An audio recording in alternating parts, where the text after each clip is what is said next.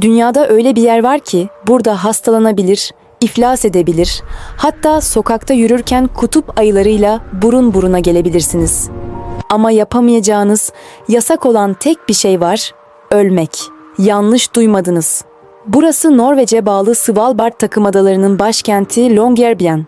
Burada ölmek teknik olarak olmasa da pratik olarak yasaklanmış durumda. Neden mi? Çünkü toprağın altı o kadar soğuk ki permafrost denilen donmuş zemin içine giren hiçbir şeyi yok etmiyor, çürütmüyor. 1918'deki İspanyol gribinden ölenlerin bedenleri bugün bile buzların altında ilk günkü tazeliğini koruyor. Bilim insanları o mezarlarda hala canlı virüs örnekleri bulabiliyor. Bu biyolojik tehlike yüzünden burada son nefesini vermek üzere olan herkes ne kadar yaşlı veya hasta olursa olsun acilen uçağa bindirilip ana karaya gönderiliyor. Doğanın insana burada son sözü ben söylerim dediği, kuralları tamamen buzun ve soğuğun koyduğu yerdesiniz. Merhaba Coğrafya Durağı kanalı takipçileri. Çayınızı, kahvenizi hazırlayın, arkanıza yaslanın. Çünkü bugün rotamızı kuzeyin buz tutmuş fiyortlarına, dünyanın en zengin ama en garip kurallarına sahip ülkesine, Norveç Krallığı'na çeviriyoruz. Petrol zengini olup da parayı harcamayan, suçluları 5 yıldızlı otel konforunda ağırlayanların ülkesi burası. Lise mezuniyetinde bir ay boyunca çılgınlar gibi parti yapıp sonra dünyanın en sessiz insanlarına dönüşenlerin ülkesi. Bu videoda sadece o Instagram'da gördüğünüz kartpostallık manzaraları değil, Norveç'in o kusursuz görünen toplumunun arka planındaki şaşırtıcı gerçekleri konuşacağız. Hazırsanız kuzeyin soğuk rüzgarlarına karşı şapkamızı takalım ve bu gizemli yolculuğa başlayalım. Norveç'i ve Norveç insanını anlamak için önce haritaya bakmak, onların yaşadığı o zorlu coğrafyayı hissetmek lazım. Ülke o kadar kuzeyde ve o kadar uzun bir şerit halinde ki, başkent Oslo'dan en kuzeydeki noktaya gitmek, Oslo'dan Roma'ya gitmekle aynı mesafe. Ama asıl olay mesafe değil, ışık. Işık, burada insanların biyolojisiyle oynayan en büyük etken. Kuzeyde yaşayanlar için zaman kavramı bizim bildiğimizden çok farklı işliyor. Yazın gece yarısı güneşi denen bir doğa olayı yaşanıyor. Mayıs ayından Temmuz ayına kadar güneş hiç batmıyor, ufuk çizgisinde asılı kalıyor. Düşünsenize, gece saat 2, dışarıda hava pırıl pırıl ve komşunuz bahçede çim biçiyor, çocuklar parkta oynuyor. Kimse de hayırdır kardeşim, sabahın köründe ne yapıyorsun demiyor çünkü vücut saati tamamen şaşıyor. İnsanlar sonsuz bir enerji patlaması yaşıyor, uykuya ihtiyaç duymuyorlar. Ama doğa her zaman dengeyi kurar ve verdiği her şeyi geri alır. Yazın ödenen bu enerji bedeli kışın faiziyle tahsil ediliyor. Kutup gecesi geldiğinde güneş haftalarca, hatta aylarca hiç doğmuyor. 24 saat zifiri karanlık. İşte o zaman devreye koselik kavramı giriyor. Bu Danimarkalıların meşhur hygge kavramına benziyor ama daha Norveçli, daha hayatta kalmaya odaklı. Dışarısı -20 derece, fırtına var ve zifiri karanlıkken İçeride mumları yakmak, kalın yün battaniyeye sarılmak ve basit bir filtre kahveyle mutlu olmak. Norveçliler o boğucu karanlık depresyonuyla evlerini sıcak bir kozaya çevirerek, sosyalleşmeyi evin içine taşıyarak savaşıyorlar. Belki de bu yüzden kişi başına dünyada en çok kahve tüketen milletlerden biri olmaları tesadüf değil. Kahve o karanlık günlerde onları ayakta tutan yegane yakıt.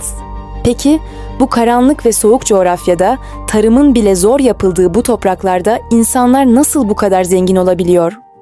Hikaye 1960'ların sonunda değişti. O zamana kadar Norveç, sadece balıkçılıkla geçinen, patates yetiştiren, Avrupa'nın fakir köylü kuzeniydi.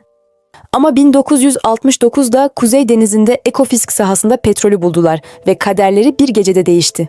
Bugün Norveç, kişi başına düşen milli gelirde dünyanın zirvesinde. Ama sokakta yürürken bu zenginliği göremezsiniz. Dubai'deki gibi altın kaplama arabalar, devasa gökdelenler, lüks şatafat, marka çılgınlığı yok. Peki bu para nerede? Cevap, Oljefondet, yani devlet emeklilik fonu.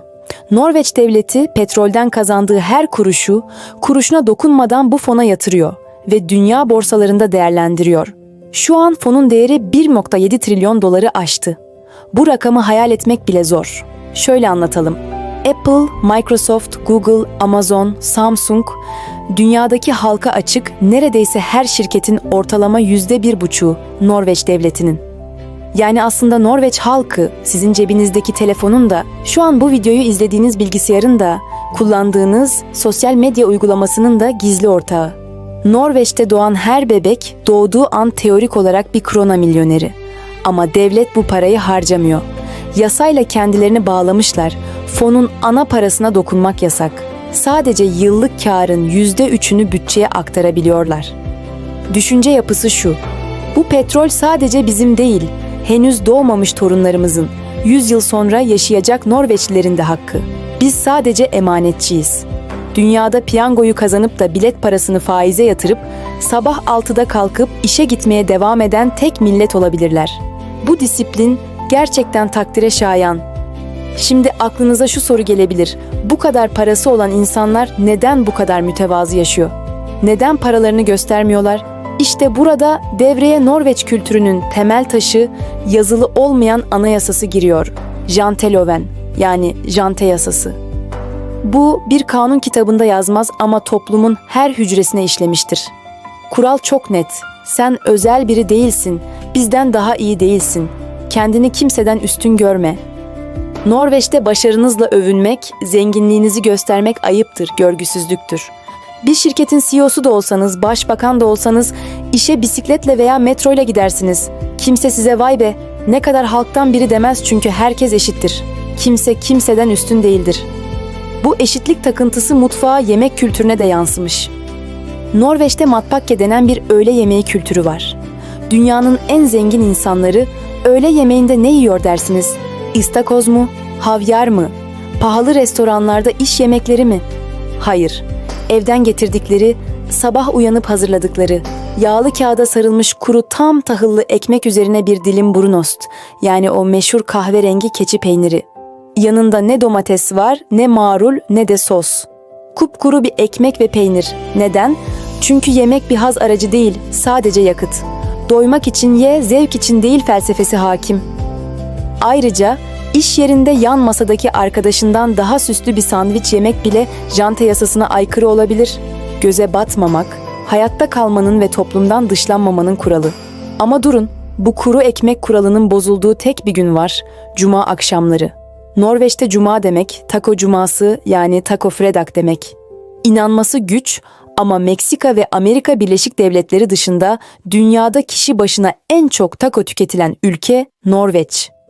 Hafta boyunca o tatsız tuzsuz sandviçleri yiyen halk, cuma akşamı marketlerdeki taco reyonlarını resmen yağmalıyor. Nüfusun %8'inden fazlası her cuma istisnasız taco yiyor. Bu, onların haftalık ödülü, küçük kaçamağı. Ailece bir araya gelip o soğuk ve mesafeli tavırlarını bir kenara bırakıp baharatlı kıymalar, soslar ve cipslerle kendilerini şımarttıkları kutsal bir aile ritüeli. Norveçlilerin tek çılgınlığı taco yemek sanıyorsanız yanılıyorsunuz. Bu insanlar çok sıkıcı mı diye düşünüyorsanız acele etmeyin. Norveçlilerin de sigortalarının attığı, tüm kuralları çöpe attıkları, toplumun delirdiği bir dönem var: Russefeiring. Lise son sınıf öğrencileri mezuniyetten önceki bir ay boyunca Nisan sonundan 17 Mayıs Ulusal Bayramı'na kadar Ras adı verilen bir kutlama yaparlar. Kırmızı veya mavi tulumlar giyerler ve bu tulumları bir ay boyunca asla çıkarmazlar. Evet, yanlış duymadınız, bu tulumları yıkamak da yasaktır. Arkadaş grupları birleşir, milyonlarca kron harcayıp eski otobüsler satın alırlar. Bu otobüslerin içini devasa ses sistemleri, lazerler ve barla donatıp yürüyen gece kulüplerine çevirirler. Bu otobüsler Ras şarkıları eşliğinde şehir şehir gezer. Ama işin en garip, en akıl almaz kısmı kunut, yani düğüm geleneği. Şapkalarındaki püsküle bir düğüm atabilmek, yani bir rütbe kazanmak için belli görevleri yapmaları gerekir. Bu görevler tam bir delilik. Mesela bir günde 24 tane cheeseburger yemek, bir ders saati boyunca sırada oturmak yerine masanın altında emeklemek, bir ağacın tepesinde gecelemek, hatta bir trafik döner kavşağında çadır kurmak, eksi derecelerde göle girmek. Bu bir ay boyunca o sessiz, saygılı, kurallara uyan Norveçliler gider. Yerine modern, kural tanımaz Vikingler gelir. 17 Mayıs Ulusal Bayramı'nda ise herkes kendine gelir. tulumlar çıkar, geleneksel bunat kıyafetleri giyilir, bayraklar sallanır ve hayat bir anda normale döner. Bu bir ay, toplumun gazını alma, gençlerin enerjisini boşaltma dönemidir ve herkes buna göz yumar. Toplumsal kurallardan bahsetmişken suç ve ceza kavramına bakışları da bizi şoke edecek cinsten. Bir suçluyu nasıl cezalandırırsınız? Onu karanlık, soğuk bir hücreye mi kapatırsınız? Yoksa eline bir gitar verip profesyonel bir müzik stüdyosuna mı sokarsınız? Norveç ikinciyi seçiyor. Halden hapishanesine hoş geldiniz. Burası dünyanın en insancıl, hatta lüks hapishanesi olarak biliniyor. Pencerelerde demir parmaklık yok. Duvarlarda dikenli teller, elektrikli çitler yok. Mahkumların özel banyolu odaları, düz ekran televizyonları var. Kendi yemeklerini yapabilecekleri tam donanımlı paslanmaz çelik mutfakları var. Gardiyanlar silah taşımıyor, kop taşımıyor. Mahkumlarla birlikte yemek yiyor, voleybol oynuyor, onlarla sohbet ediyor. Kulağa delilik gibi geliyor, değil mi? Burası tatil köyü mü, suçluya ödül mü veriyorsunuz dediğinizi duyar gibiyim. Ama Norveçlilerin mantığı intikam üzerine değil, onarım üzerine kurulu. Diyorlar ki, biz bu adamı cezalandırmak için özgürlüğünü aldık, insanlığını değil. Onu içeride bir hayvana dönüştürürsek, çıktığında komşumuz olacak. O zaman bize daha büyük öfkeyle saldırır.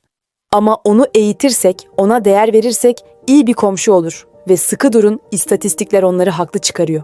Amerika'da veya İngiltere'de hapisten çıkanların %60'ı tekrar suç işleyip içeri dönerken, Norveç'te bu oran sadece %20. Yani intikam değil, rehabilitasyon işe yarıyor. Norveç'te özgürlük sadece hapishanede değil, doğada da sınırsız. Allemansretten dedikleri bir hak var, yani herkesin hakkı veya doğada dolaşım hakkı. Bu kurala göre Norveç'te doğa kimsenin tapulu malı değildir. Birinin özel arazisi olsa bile ekili alan olmadığı sürece istediğiniz yerde yürüyebilir, çadır kurabilirsiniz. Tek kural var, en yakın evden 150 metre uzakta olacaksınız ve 2 günden fazla aynı yerde kalmayacaksınız. İstediğiniz ormana girip mantar toplayabilir, yaban mersini yiyebilirsiniz. Kimse size dur, burası benim arazim diyemez. Bu hak, Norveçlilerin doğayla olan o kopmaz bağının kanıtı. Hafta sonu geldiğinde şehirler boşalır. Herkes dağlardaki o basit kulübelere kaçar. Yani hattelere kaçar. Amaç teknolojiden uzaklaşmak, odun kırmak, su taşımak ve doğayla bütünleşmektir. Doğayı bu kadar seven, ona bu kadar saygı duyan bir milletin, çevre konusunda da radikal olması şaşırtıcı değil. Oslo sokaklarında yürürken egzoz kokusu alamazsınız, motor gürültüsü duyamazsınız. Neden? Çünkü satılan her 100 yeni arabadan 97'si elektrikli. Tesla'lar burada o kadar yaygın ki halk arasında Norveç Tofaş'ı halk arabası esprileri yapılıyor. Evet, dünyanın en büyük petrol ihracatçılarından biri olan bir ülkenin kendi ülkesinde benzinli araçları yasaklaması büyük bir ironi gibi görünebilir. Buna Norveç paradoksu deniyor. Petrolü çıkarıp dünyaya satıyorlar ama kendileri kullanmıyorlar. Devlet vergi almayarak, otoyolları bedava yaparak, feribotlarda indirim sağlayarak insanları buna zorladı ve başardı. 2025 yılı itibarıyla benzinli araç satışı neredeyse tamamen bitmiş durumda. Ve yolculuğumuzun sonuna, başladığımız yere, tekrar en kuzeye, o buzlu diyara, Svalbard'a dönerek bitirelim. Burası sadece ölümün yasak olduğu yer değil, aynı zamanda insanlığın yedek hard diski, sigortası. Küresel tohum deposu burada. Dağın metrelerce altına oyulmuş, nükleer savaşa, asteroid çarpmasına ve her türlü doğal felakete dayanıklı devasa bir sığınak. İçeride -18 derecede dünyadaki tüm bitkilerin, tüm tarım ürünlerinin tohumları saklanıyor. Suriye'deki savaştan, iklim krizinden veya gelecekte olabilecek felaketlerden korumak için ülkeler tohumlarını buraya gönderiyor. Eğer bir gün dünyada tarım biterse, bir felaket olursa, insanlık buradaki tohumlarla yeniden başlayacak. Yani Norveç, sadece kendi geleceğini değil, dünyanın geleceğini de o buzların altında, o soğuk karanlıkta saklıyor. Norveç, doğasıyla büyüleyen, ekonomisiyle kıskandıran ama sosyal kurallarıyla şaşırtan bir ülke. Soğuk iklimin sıcak insanları, ben demeyi bırakıp biz demeyi başarmış ve ortaya dünyanın en refah, en huzurlu toplumunu çıkarmışlar. Ama tabii bunun bedeli olarak her gün o sıkıcı soğuk sandviçi yemek zorundalar. Peki siz ne düşünüyorsunuz? Milyonlarca liranız olsa bile komşunuzla eşit görünmek için lüks arabanızdan vazgeçip öğle yemeğinde kuru ekmek yemeye razı olur muydunuz? Yoksa para benim değil mi kardeşim? İstediğim gibi yaşarım.